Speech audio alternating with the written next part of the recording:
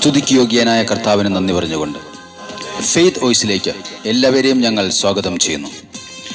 2 കൊരിന്തോസ് 5-ാം അധ്യായം 7-ാം വാക്യം ഇങ്ങനെ പറയുന്നു: എന്തെന്നാൽ ഞങ്ങൾ നയിക്കപ്പെടുന്നത് വിശ്വാസത്താലാണ്, കാഴ്ചയാലല്ല. ഞങ്ങൾക്ക് നല്ല ധൈര്യമുണ്ട്. ക്രിസ്തുവിൽ ഏറ്റവും പ്രിയപ്പെട്ടവരെ, പ്രതികൂലങ്ങളുടെ മധ്യേ ദൈവം എപ്പോഴെങ്കിലും നിങ്ങളെ സഹായിച്ചിട്ടുണ്ടോ? ഉണ്ടെങ്കിൽ പ്രതികൂല സാഹചര്യങ്ങളുടെ മധ്യേ നിങ്ങളെ സഹായിച്ച കർത്താവ് ഇപ്പോഴും നിങ്ങളെ സഹായിക്കുവാൻ മതിയായ ദൈവമാണ്. ദൈവം എപ്പോഴും വിശ്വാസികളെ അന്വേഷിക്കുകയാണ്, സത്യവിശ്വാസികളെ മാത്രം. അതുകൊണ്ടാണ് വിശ്വാസികളോട് വചനം പ്രഖ്യാപിക്കുന്നത്: നിങ്ങൾ പരിശുദ്ധാത്മാവിൽ പ്രാർത്ഥിച്ചുകൊണ്ട് നിങ്ങളുടെ പവിത്രമായ വിശ്വാസത്തിൽ അഭിവൃദ്ധി പ്രാപിക്കുവിൻ. സ്നേഹമുള്ളവരെ, ദൈവം സകല നന്മകളും നമുക്ക് പ്രദാനം ചെയ്തിട്ടുണ്ട്. അതുകൊണ്ട് നാം വിശ്വാസത്തോടെ നടക്കണം, മാനസാന്തരപ്പെടണം.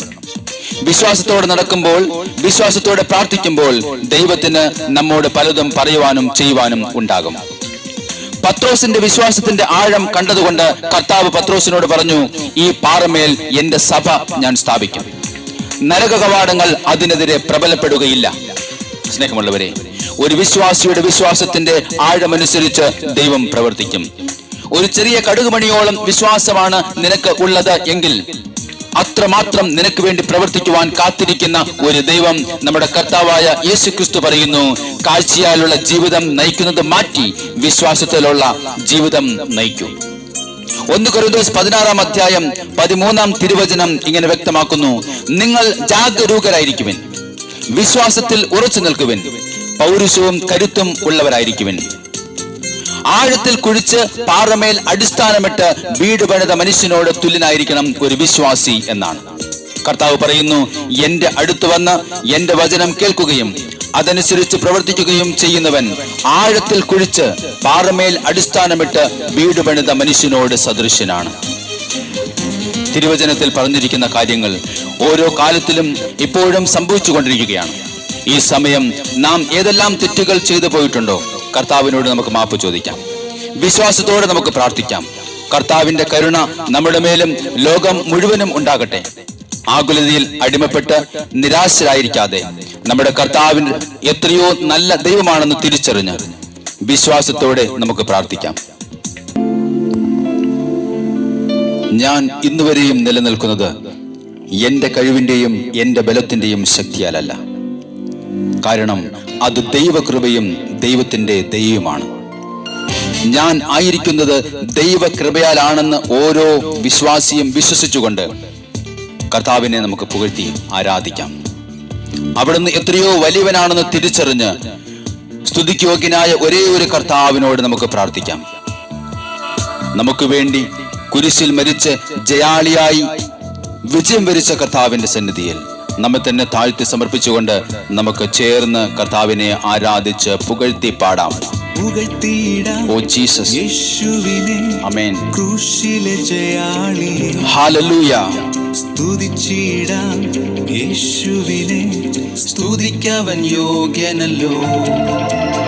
പുകഴ്ത്തിയിടാം യേശുവിനെ, ഓ ഗ്ലോറി. ക്രൂശിലെ ജയാളിയെ, ആമേൻ. സ്തുതിച്ചിടാം യേശുവിനെ, സ്തുതിക്കവൻ യോഗ്യനല്ലോ. അതുകൊണ്ട് ആരാധിക്കാം, ആരാധിക്കാം യേശുവിനെ, അധികാരമുള്ളവനെ. വണങ്ങിടാം ദൈവ കുഞ്ഞാടിനെ, ആരിലും ഉന്നതനെ. യേശുവിനെ ആരാധിക്കാം, ആരാധിക്കാം യേശു ക്രിസ്തുവിനെ, അധികാരമുള്ളവനെ.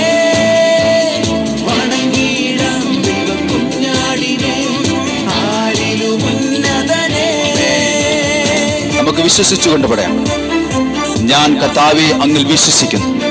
എന്റെ ഹൃദയത്തിൽ വിശ്വസിച്ച് എന്റെ അധരം കൊണ്ട് ഏറ്റുപറയുന്നു: ഏക രക്ഷകൻ കർത്താവായ യേശു ക്രിസ്തുവാണ്. ഒന്നിനെ കുറിച്ചും ആകുലരാകാൻ പ്രാർത്ഥനയിലൂടെയും അപേക്ഷയിലൂടെയും നമുക്ക് കർത്താവിനെ വിളിച്ച് അപേക്ഷിക്കാം. ആമേൻ. യേശുവിനെ, ഹല്ലേലൂയ. നമുക്ക് വിശ്വസിക്കാം. ഓ ഏകരക്ഷകനെ, ഏകരക്ഷകനെ ഏറ്റുപറയാം യേശുവിനെ, കർത്താവിനെ. അതുകൊണ്ട് ആരാധിക്കാം, ആരാധിക്കാം യേശുവിനെ, അധികാരമുള്ളവനെ.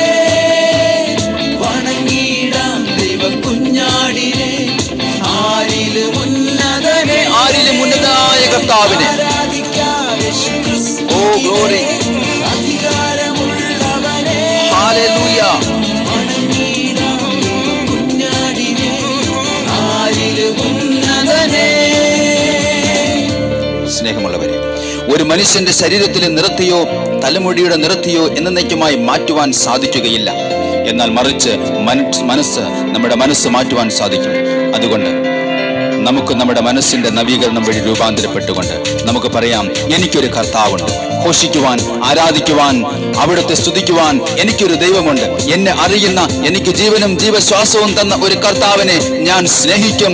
എല്ലാ കാലത്തും എന്നെ സ്നേഹിച്ച ആ കർത്താവിനോട് ചേർന്ന് ഏറ്റവും പ്രിയനായ ഓ ഗ്ലോറി, ഹല്ലേലൂയ, ജീസസ്.